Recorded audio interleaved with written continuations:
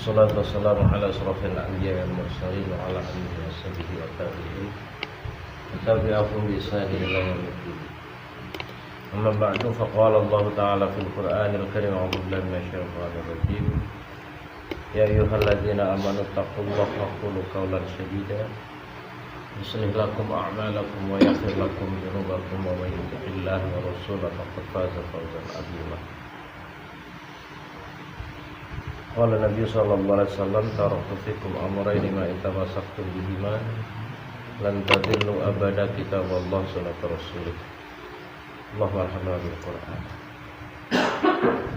Dengan fillah, warga keilafan Islam yang saya hormati dan yang saya cintai karena Allah.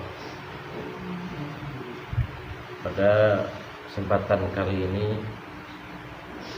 sebentar lagi kita akan memasuki hari yang kedua bulan Sya'ban tahun 1443, di mana kita baru saja melaksanakan rangkaian ibadah kita kepada Allah melalui mabit.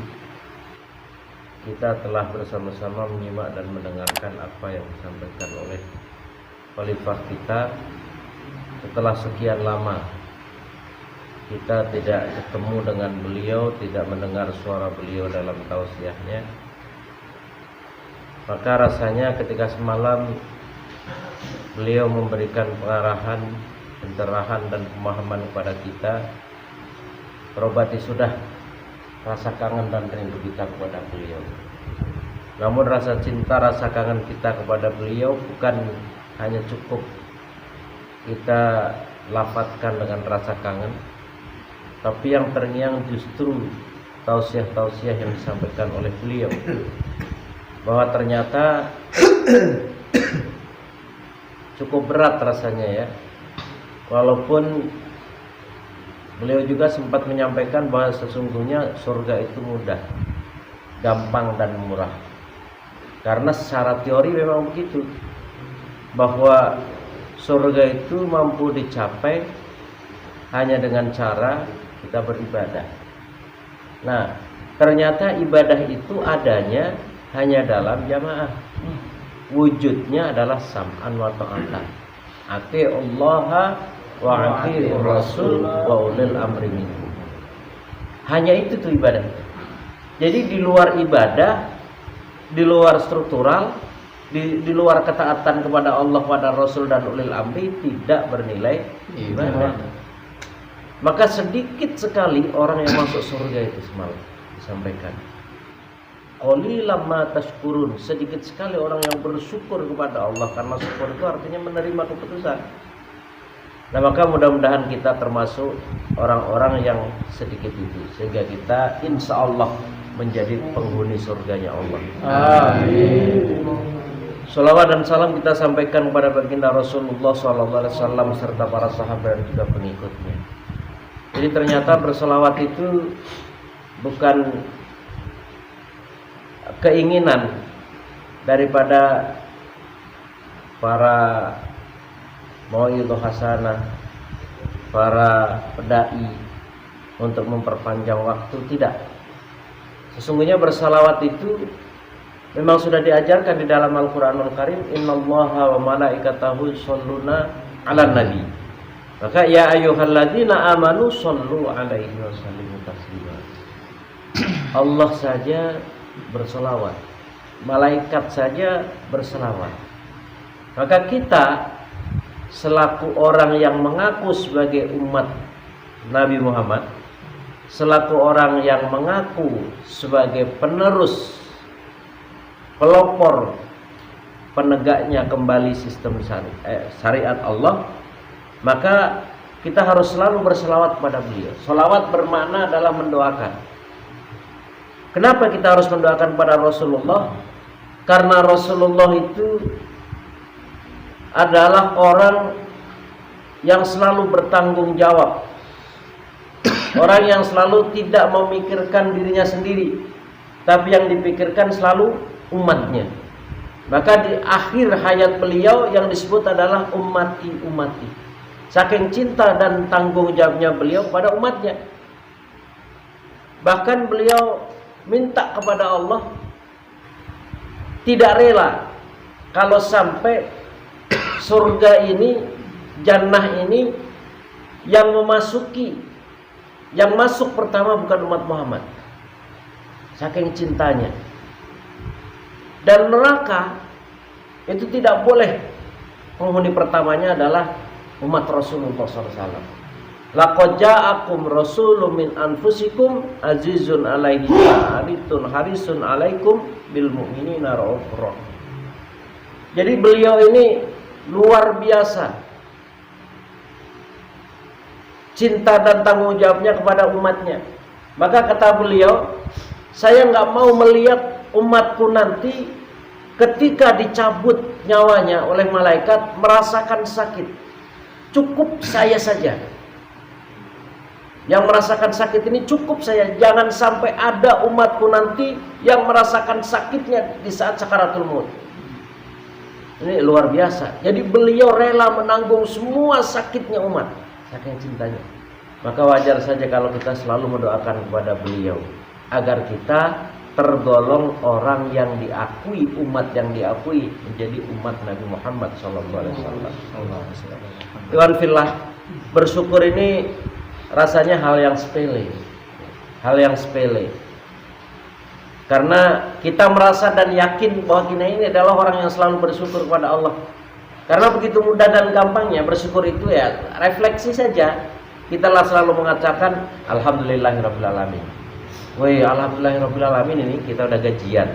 Wah, alhamdulillahirabbil alamin, gajian kita naik. Wah, alhamdulillahirabbil alamin, ini pendapatan kita luar biasa.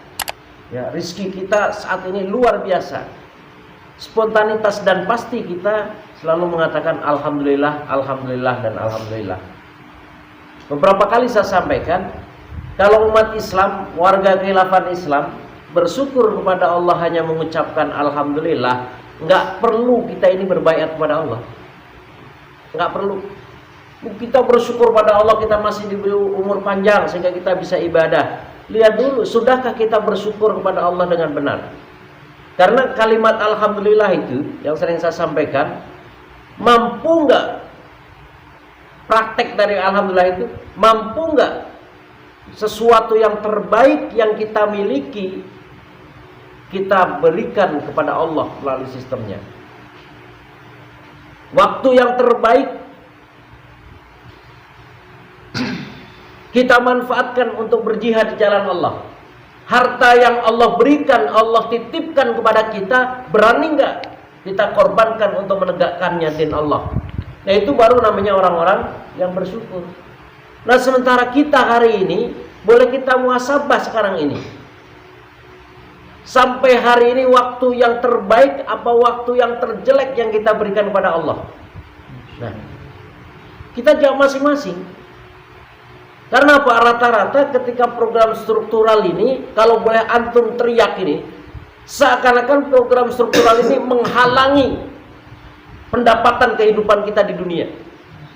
Banyak orang yang tidak taat kepada struktural, program-program struktural, karena khawatir tidak makan, karena khawatir dipecat dari pekerjaan, karena khawatir nggak dapat penghasilan, sehingga banyak yang rela mengorbankan acara struktural demi kehidupan dunia. Padahal kita tahu bahwa di dunia ini tidak ada yang pasti. Kekayaan kita banyak kak orang yang kaya raya tapi hidupnya tidak bahagia. Banyak. Orang yang kaya raya jatuh tempo langsung miskin, tidak sedikit.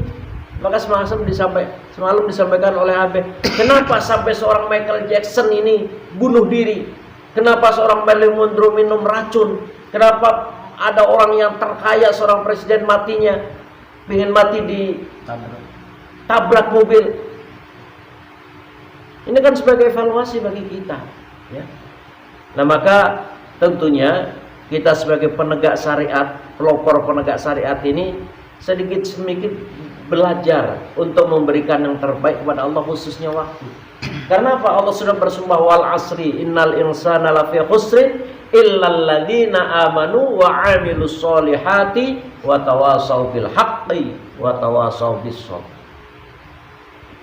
Waktu demi Allah, demi waktu, sampai Allah bersumpah itu. Wawunya wawu qasam. Hanya dengan waktulah manusia ini akan dilincirkan, akan disesatkan. Waktu yang bisa menyebabkan kita ini tergelincir. Wal asri innal insana lafi khusrin, karena sungguhnya manusia ini tertipu dengan kehidupan waktu. Sedikit sekali orang-orang yang mampu memanfaatkan waktu. Perjuangan kita, kalau kita kembali merujuk kepada sejarah-sejarah dan prediksi orang-orang yang hari ini suka memprediksi bahwa sebenarnya perjuangan kita ini sudah tidak lama lagi. Ada yang sampai berani mengatakan orang luar sana yang jadi penonton, yang jadi peneliti, yang senangnya berteori, mereka sudah berani mengatakan bahwa kebangkitan Islam ini berkisar 2 atau 3 tahun. Ini kan cukup luar biasa, ya. Karena apa? Kita hari ini mungkin sudah ada yang 10 tahun, ada yang 12 tahun, ada yang 15 tahun. Ternyata kita belum pandai mempraktekkan ilmu yang kita dapatkan. Belum pandai, baru sekedar teori. Mengorbankan waktu yang terbaik saja kita belum berani. Apalagi kalau dituntut kita hari ini untuk menafkahkan hartanya seperti para sahabat Rasulullah SAW. Sampai ketika Rasulullah menyampaikan kepada para sahabat, orang-orang yang memberikan hartanya di jalan Allah itu, ya, bi anna lahumul jannah. Maka yang datang seorang Abu Bakar As-Siddiq, saking yakinnya apa yang disampaikan oleh Rasulullah, apa kata Abu Bakar As-Siddiq? Ya Rasulullah, semua harta ini saya serahkan kepada engkau ya Rasulullah untuk berjihad di jalan Allah. Tidak saya sisakan sedikit pun, tidak ada. Dan itu seorang neneknya sudah paham. Hebatnya seorang Abu Bakar ini pengen mendapatkan surganya, rela mengorbankan semua hartanya untuk di jalan Allah. Sampai yang disisakan kerikil-kerikil yang dimasukkan ke dalam kantong. Jadi muhasabah itu belajar. Setiap kita mabit, sekarang ini diperintahkan untuk bermuhasabah. Muhasabah itu hisab, menghitung. Kita hitung, sudahkah kita bersyukur pada Allah hari ini memberikan yang terbaik. Ketika kita sakit, kita tidak langsung mengeluh, protes kepada Allah, tapi kita berpikir, menghisab. Saya sakit ini sudah berapa hari? Saya sakit ini sudah berapa bulan? Saya sakit ini sudah berapa tahun? Berapa puluh tahun? Kita hisab dibanding kesehatan Allah yang telah Allah berikan kepada kita. Kenapa hal ini bisa terjadi? Kita dibikin sakit. Begitulah cintanya Allah kepada kita. Karena dengan sakit kita semuanya paham adalah kifarat daripada dosa-dosa kita. Tapi kebanyakan sakit ini tidak dijadikan kifarat. Malah kita protes kepada Allah, malah kita enggan beribadah kepada Allah. Dan setan ini cara menggodanya luar biasa. Setan ini menggodanya luar biasa. Bagaimana seseorang ini selalu dalam keadaan maksiat. Ketika ada acara struktural, maka setan menggoda melalui anak dan istri kita, atau melalui diri kita. Sakitlah, pileklah, pusinglah, dan macam-macam. Sehingga begitu mudahnya, karena kita tahu bahwa dalam struktural kekhilafan itu hanya 2 yang menjadikan seseorang penyebabnya adalah syar'i, yaitu sakit dan perpergian jauh, bukan untuk maksiat. Kalau maisah, ya, kemarin masih ada yang nanya, maisah itu orang beranggapan bahwa itu adalah hudur syar'i. Kira-kira kalau hudur syar'i itu artinya ketika kita tidak hadir tidak berdosa, karena hudur syar'i. Kalau coba antum jawab sendiri, kalau kira-kira maisah ini hudur syar'i dan kita mengadakan acara ini hari Senin atau hari Selasa, hari jam-jam kerja, kira-kira acara struktural ada yang hadir apa enggak? Enggak ada. Saya juga nggak mau hadir, ya orang hadir syar'i. Ya, hudur syar'i itu enggak berdosa. Ya, seperti orang sakit, enggak hadir enggak apa-apa. Nah, maka begitu hebatnya setan menggoda. dibikin ani orang rajinnya luar biasa ini. Mumpung ini musim lagi penyakit, kita goda dengan cara pilek-pilek lah, pusing-pusing lah. Nanti begitu mudahnya, Mas'ul atau Amir, Afan, saya gak bisa hadir sakit. Ya, nggak paham bahwa itu sengaja setan menggoda kita. Kita nggak sakit dibikin sakit anak kita, dibikin sakit istri kita. Itu hebatnya setan, cara menggoda kita. Karena setan tidak pernah berhenti agar manusia ini tergelincir dari nerakanya Allah. Harus masuk ke dalam nerakanya Allah. Itu hebatnya setan. Saya akan menggoda manusia dari depan, dari belakang, baina aidihim, dari depan kita, dari atas, dari bawah, agar semua manusia ini bersama-sama setan masuk neraka. Itu tugasnya setan di dunia dari zaman dahulu sampai yaumil qiyamah, untuk menggoda manusia agar sama-sama masuk neraka. Dan jangan dikira setan ini bodoh-bodoh. Ya, setan sebelum diusir oleh Allah itu penghuni surga, ahli ibadah. Karena dia tidak mau tunduk kepada ajaran Allah, Allah usir, dan diusirlah turun dari surganya Allah. Tapi dia minta usianya ditangguhkan sampai yaumil qiyamah hanya untuk menggoda kita agar kita masuk neraka bersama-sama setan. Maka kalau ada males-males, harus tahu bahwa kita ini sedang diserang sama setan. Kita ini setan ini sudah bersarang di tubuh kita ini. Melalui apa? Melalui diri kita untuk sakit-sakitan, melalui anak kita, melalui istri kita. Yakini bahwa itu adalah godaan setan. Ya mungkin saya berani ngomong begitu karena mungkin anak kita udah gede-gede. Tapi kalau mungkin anak kita masih kecil-kecil kayak kamu, kayak yang lain-lainnya, waduh, rasanya kayaknya saya nggak berani tahu sih begitu dah. Ya, karena apa? Ya anak kecil sakit. Mungkin anaknya nggak bisa ngomong, Pak, jangan pergi. Tapi yang ngomong begitu siapa? Uminya. Nah, coba, tapi ini godaannya luar biasa. Ini pernah terjadi dulu, ya, pernah terjadi. Jadi ada salah satu ikhwan kita ini, kalau setiap acara struktural istrinya sakit. Setiap acara struktural istrinya selalu ya pura-pura kayak seperti orang gila dan segala macam. Setiap ada acara pasti begitu. Bahkan saya pernah menyaksikan sendiri. Pada saat itu kita lagi acara kegiatan undangan dari Pak Ustadz Tatang, itu pulangnya wes mabuk segala macam. Nah, suatu ketika ada undangan struktural. Pada saat itu beliau menyampaikan, wahai istri saya hari ini akan melaksanakan tugas struktural. Kalau memang hari ini kamu digoda oleh setan, maka saya hari ini pula harus mengalahkan. Tapi kalau kamu hari ini tidak digoda setan, pasti kamu akan mengizinkan saya untuk melaksanakan program struktural.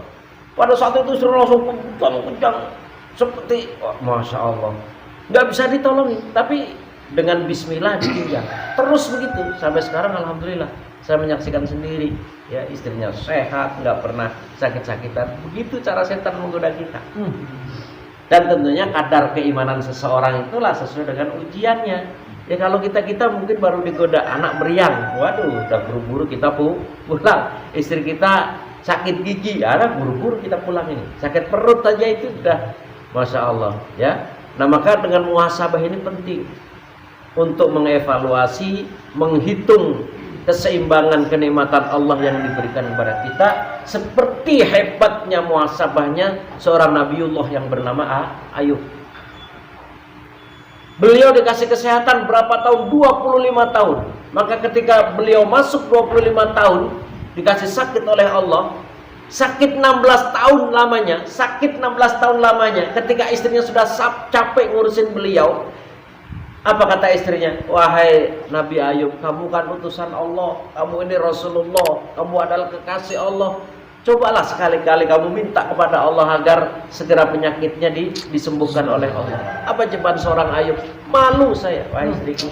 Saya malu. Karena apa? Belum seimbang antara kesehatan, harta, benda yang Allah berikan kepada kita dibanding sakit saya yang baru 16 tahun. Ada kita hari ini begitu? Belum. baru seminggu nggak ditengok sama saudaranya aja struktural salah semua. Ya, ini mana jamaah kita, mana persatuan kita, mana teriakan-teriakan kita. Ya, memang ujian kita berjamaah itu begitu tuh. Ya, makanya kita jangan terlalu menggantungkan kepada saudara-saudara kita. Qiyamuhu binafsi. Kita belajar mandiri. Kalau selalu menggantungkan, ujung-ujungnya kecewa. Nanti ujungnya mencabut baiat. Kita saling mendoakan. Kalau si A nggak datang, saya yakin si A ini lagi sibuk. Atau mungkin juga nasib si A sama seperti saya sedang sakit. Ya, kalau beliau nggak hadir menengok kita, tapi saya ingin doa daripada saudara-saudara kita. Kira-kira kalau semuanya begitu, enak nggak kita berjamaah? Iya. Insya Allah kalau kita saling pengertian dan memahami. Jangan sampai kita sudah berburuk sangka, ini bagaimana ini saudara kita berjamaahnya. Ya, kita hari ini belum saatnya. Dituntut untuk menyempurnakan, memenuhi kebutuhan umatnya, belum saatnya. Ya. Tapi insya Allah suatu ketika, karena memang Islam itu sudah dari zaman dahulu sebelum kita berjihad dalam struktural khilafah Islam, sudah disampaikan bahwa Islam itu adalah rahmatan lil alamin. Akan jadi rahmat kepada seluruh alam, bukan hanya manusia yang sakit, bukan hanya manusia yang pada saat ada acara kegelapan, bukan manusia yang ketika naik motor jalannya bergelombang, tidak. Itu pasti akan diberikan rahmat kesejahteraan melalui sistemnya. Bukan hanya itu, tapi seluruh alam akan dikembalikan pada habitatnya masing-masing. Itu hadirnya Islam. Maka wajar saja kalau perjuangan kita ini walaupun sudah 24 tahun sekarang ini memasuki, tapi gelagat turunnya kemenangan kayaknya masih meraba-rabanya masih bingung. Ya, khususnya mari raba diri kita masing-masing. Andaikan Allah hari ini memberi kemenangan, sudahkah kita siap hari ini menjadi seorang pemimpin? Itu yang perlu kita tanyakan. Mungkin yang di PBLP hanya 1-2 orang, yang ketika berhadapan 2-3 orang belum mundur, masih berani lawan. Tapi kita sendiri sebagai warga khilafah, bagaimana coba ketemu di jalan 1 orang, lari kita terbirit-birit, ya, belum berani ngelawan. Ya paling berapa orang yang musuh 2-3 orang di tengah jalan. Karena apa? Persiapannya ada, PBLP-nya ada. Nah, kita yang sama sekali, khususnya kayak saya gitu, ya, malam-malam keluar ya ditakuti jangan-jangan kita ada rampok, ya, jangan-jangan kita dibegal segala macam. Kalau setan sih insya Allah kita udah nggak ada yang takut ya, karena setan ada di diri kita masing-masing. Ya, kita ini kadang-kadang sering berubah menjadi setan. Masya Allah. Dibuka lebar-lebar. Jadi ketika kita sakit, jadikanlah kesempatan bahwa ini kesempatan kita untuk menebus dosa dan meningkatkan pengabdian kita kepada Allah.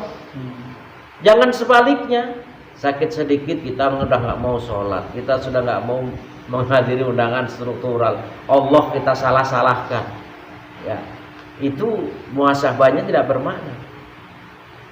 Jadikanlah kesempatan yang terbaik ketika Allah sedang menyayangi kita melalui sakit. Seperti ya, contoh pada diri seorang Nabiullah yang bernama Ayub alaihi salam.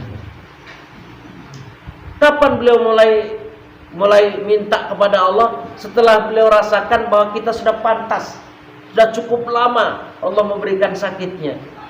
Tapi beliau juga yakin bahwa usaha yang beliau lakukan itu tidak boleh keluar daripada kemusyrikan.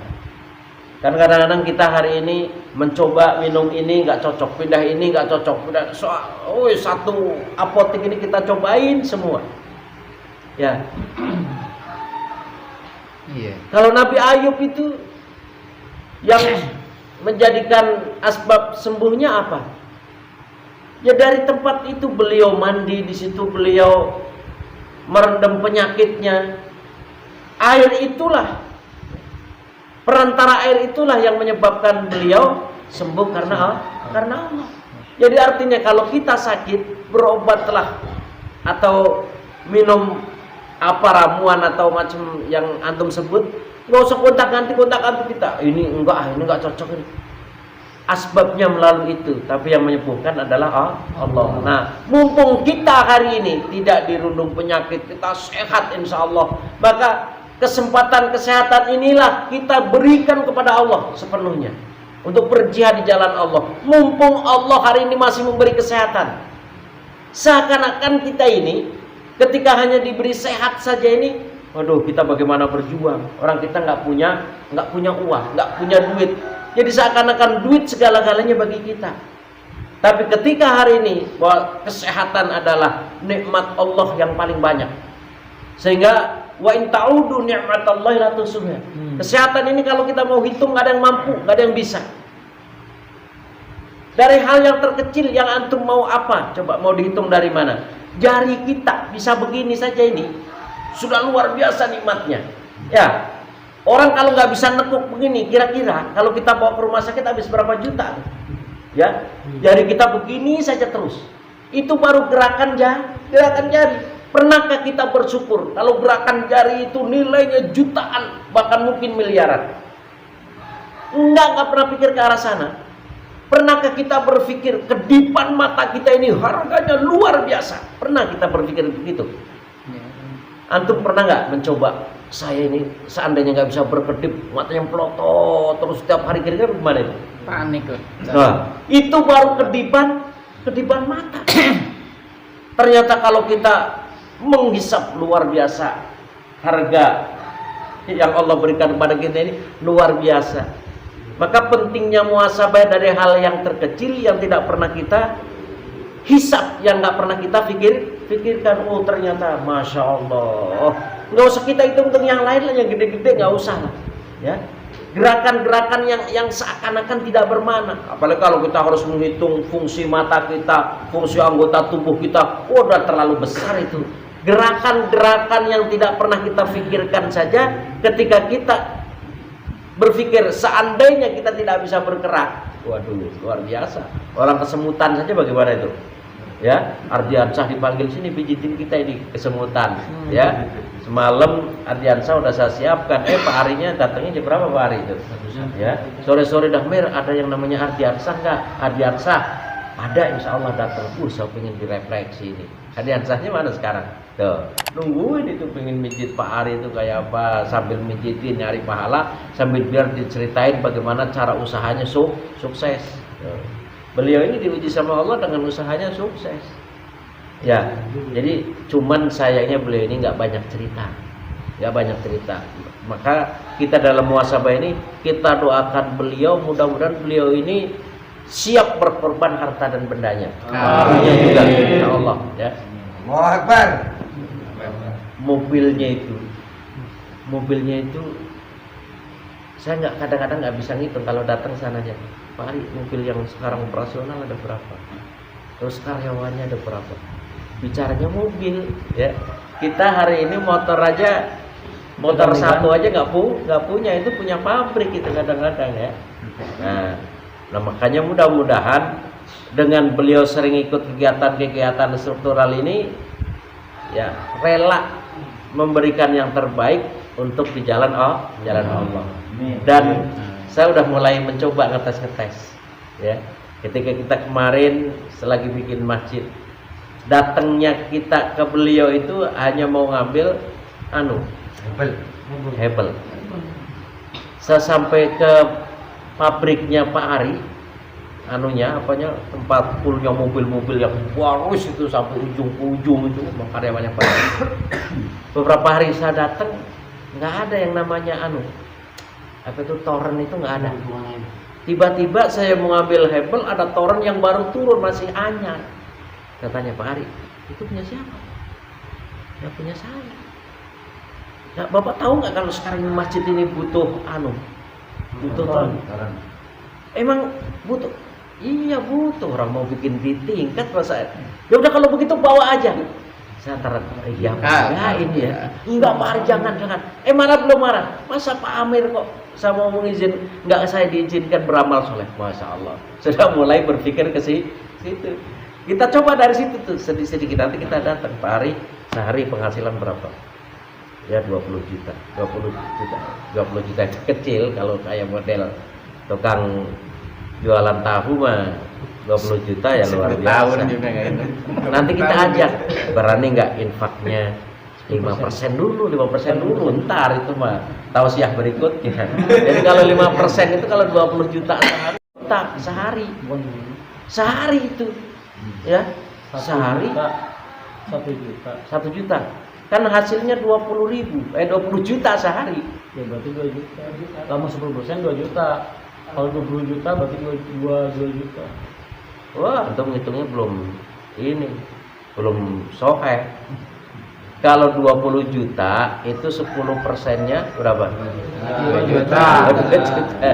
Sehari itu ya? Iya sehari. Saya pura-pura bego gitu, maksudnya Pak Ari biar ngomong sendiri. Iya, sehari 2 juta. Berarti kalau sebulan 60 juta. Itu kalau 10%. Kalau 5% berarti 1 juta. 15.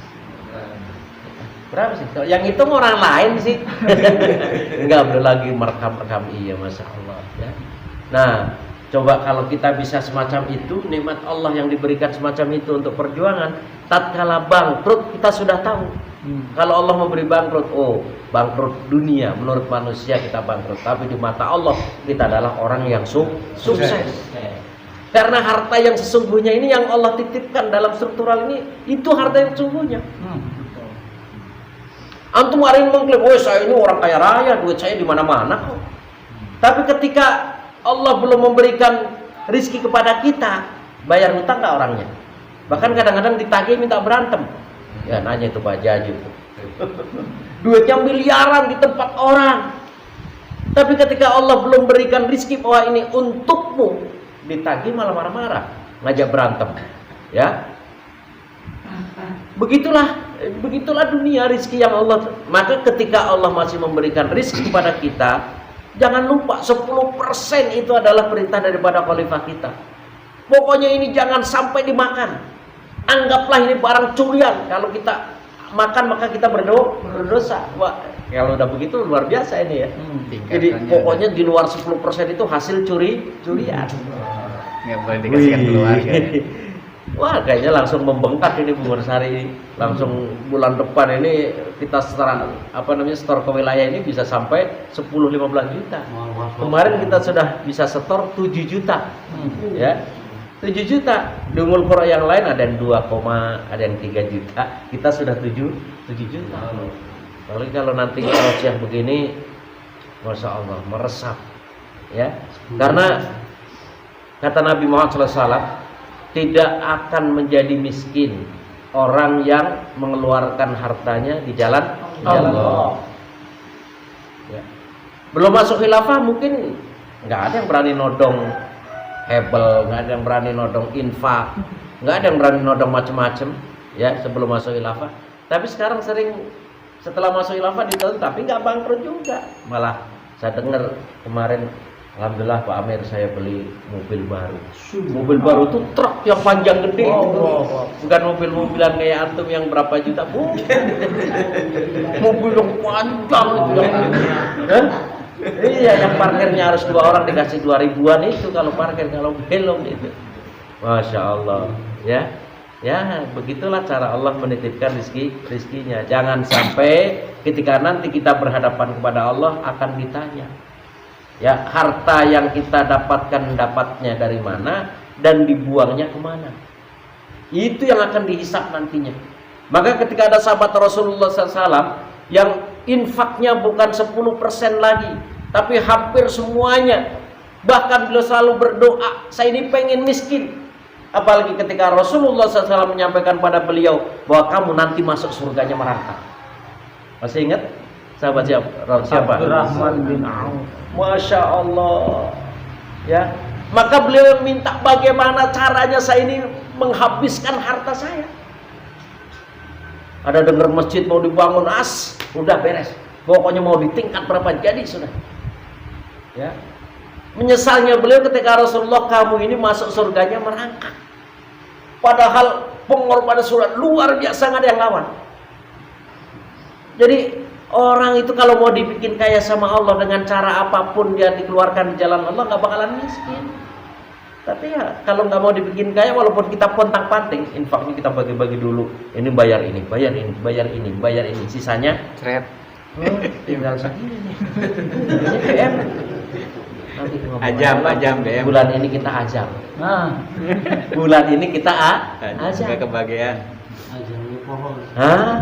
Azamnya pohon mau nagih nggak enak sudah, biasanya orang kita kan begitu. Dibebaskan ya Ya, kesana. dibebaskan musyawarah kita 3 pekan berturut-turut bahas satu orang yang azamnya berturut-turut tuh. Jadi kita boro-boro mau program struktural bahas tadi mau dilebur apa enggak, mau dilebur apa enggak, karena uang umat kan nggak bisa kita lebur begitu saja, harus musyawarah dulu. Oh, makanya keputusannya dilebur. Tapi kalau yang jadi kaya karena Allah, orang yang kaya karena Allah ya tadi, walaupun dia mintanya pengen nanti matinya, wafatnya ini nggak punya harta sama sekali, karena apa? Nggak mau kalau nanti ke surganya merangkak.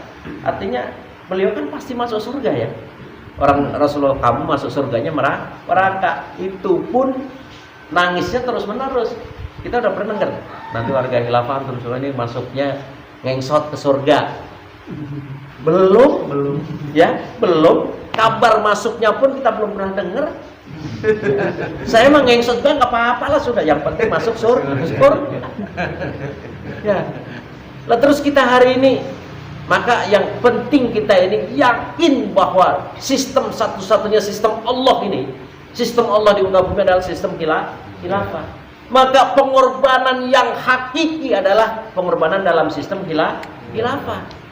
Amir, saya mah infaknya di khilafah masih sedikit, tapi saya ngundang yatim setiap sebulan sekali, nggak ada gunanya itu. Nggak ada nilainya apa-apa. Nggak ada nilainya apa-apa. Seperti buang sampah, nggak dapat pahala sama sekali. Oh, saya mah tetangga saya setiap setahun ini saya bagi uang infak bangsa, nggak ada nilainya, nggak bermakna, nggak tertulis, nggak menjadikan seseorang ini jadi kewajibannya tertunaikan, tidak. Bagaimana caranya? Karena kita sudah berada dalam sistem khilafah, maka semuanya diserahkan ke Baitul Mal. Itu baru yang benar. Pak Mas'ul atau Pak Amir, saya ini besok mau ngundang anak yatim 100 orang. Caranya bagaimana? Ya, duitnya serahkan dulu ke Baitul Mal. Nanti yang mengatur semuanya Baitul Mal. Begitu baru bernilai ibadah. Karena ibadah tadi sam'an wa ta'atan, atiullaha wa rasul wa ulil amri minkum. Tanpa itu tidak bernilai ibadah. Apa nggak rugi? Ya. Maka banyak sebelum masuk khilafah itu orang kaya-kaya menjadi warga khilafah. Antum sudah belum bisa ketemu? Sudah. Kapan kemarin kita bagi-bagi anak yatim? Kau udah infak belum, Pak? Sudah. Kapan itu? Kemarin sih kita bagi-bagi anak yatim itu. Jadi bagi-bagi anak yatim itu infak iya, zakat iya, sodakoh iya. Biar dikatakan orang dermawan juga iya. Jadi masih banyak orang sana itu yang belum tahu antara infak, zakat, sodakoh, amal soleh, mereka belum paham. Maka setelah kita berada dalam khilafah dijelaskan, oh ini infak, oh ini zakat, oh ini tatawu, oh ini sodakoh majlis, oh ini sodakoh min sodakoh, dijelaskan secara rinci. Itu baru kita muhasabah tentang kesehatan dan nikmat-nikmat Allah yang Allah berikan kepada kita. Belum kita hari ini kata Allah, innallaha summa arsalnal kitaba lagistofaina min ibadina. Kata Allah, sesungguhnya kalian ini adalah orang yang kami warisi Alkitab, yang kami warisi Al-Quran sebagaimana orang-orang yang terdahulu, untuk menjadikan pelanjut daripada perjuangan para nabi terdahulu. Jadi seharusnya kita merasa bersyukur pada Allah. Istofaina, kami orang-orang yang dipilih oleh Allah. Pilihan Allah. Saya kadang-kadang ngomong pilihan Allah, walaupun cara lantang saya sampaikan pada antum, tapi saya kalau menghisap diri kita, saya seakan-akan nggak percaya. Apa benar ini saya dipilih oleh Allah? Allah milih saya, apa sih yang dipilih? Kaya enggak, ganteng enggak, tinggi enggak, ya? Kalau Pak Ari mah tinggi ada, ganteng boleh, ya pantas-pantas saja itu, ya. Kita ini dipilih oleh Allah, maka sadarilah bahwa kita ini adalah pilihan Allah. Setelah Allah pilih, ternyata kita ada beban yang cukup berat. Karena beban ini dulu pernah Allah tawarkan kepada laut, kepada gunung, kepada bumi, kepada langit, mereka semuanya menolak. Apa itu yang Allah tawarkan kepada kita? Yaitu sistem kehilafahan. Kalau dahulu namanya sistem kenabian. Dan akhirnya amanah ini dipikullah oleh manusia. Tapi kebanyakan manusia dolim. Nah, mudah-mudahan kita hari ini orang-orang yang sudah berada dalam struktural kali ini, ayo kita bangun struktural masing-masing agar struktural kita ini memenuhi apa yang diinginkan oleh khalifah kita. Ya, maka bangunlah struktural kita agar selalu terjaga dari apa-apa yang diperintahkan oleh khalifah kita. Baik, itu saja karena sudah memasuki sholat subuh sebentar lagi dan subuh. Maka kurang lebihnya saya mohon maaf. Sekali lagi kita bersama-sama bangun struktural Bungursari ini yang tadinya sudah ada beberapa pengusulan. Jangan sampai nanti kita justru tenang tidur ya dengan bergabungnya masuk-masuk yang sudah mekar menjadi satu. Dan ini saya melihat masih rasa manja-manjanya ini penuh banyak ini. Ya, yang dilekur dari dua kemasulan jadi satu itu jadi di situ hanya manja-manja. Paling enak dalam kondisi macam ini tidak jadi petugas dalam khilafah Islam, itu paling enak. Betul nggak?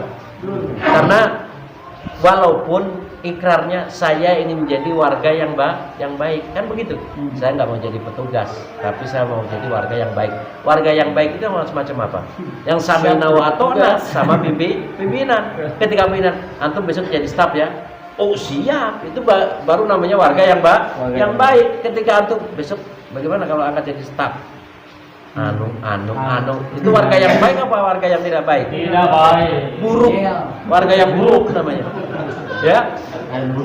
Jadi jangan belajar bela diri dengan kata-kata yang indah, jangan. Jadi kalau namanya warga yang baik itu siap. Kapanpun. Sekarang semua petugas struktural sibuk, antum sebagai warga kerja bakti. Kira-kira mau apa enggak begitu? Nah, maka mudah-mudahan kita doakan ya bagi saudara-saudara kita yang kemarin-kemarin pada jadi petugas ini, kalau nanti diangkat jadi petugas ya harus sami'na wa ata'na. Billahi taufiq wal hidayah. Assalamualaikum warahmatullahi wabarakatuh. Waalaikumsalam warahmatullahi wabarakatuh.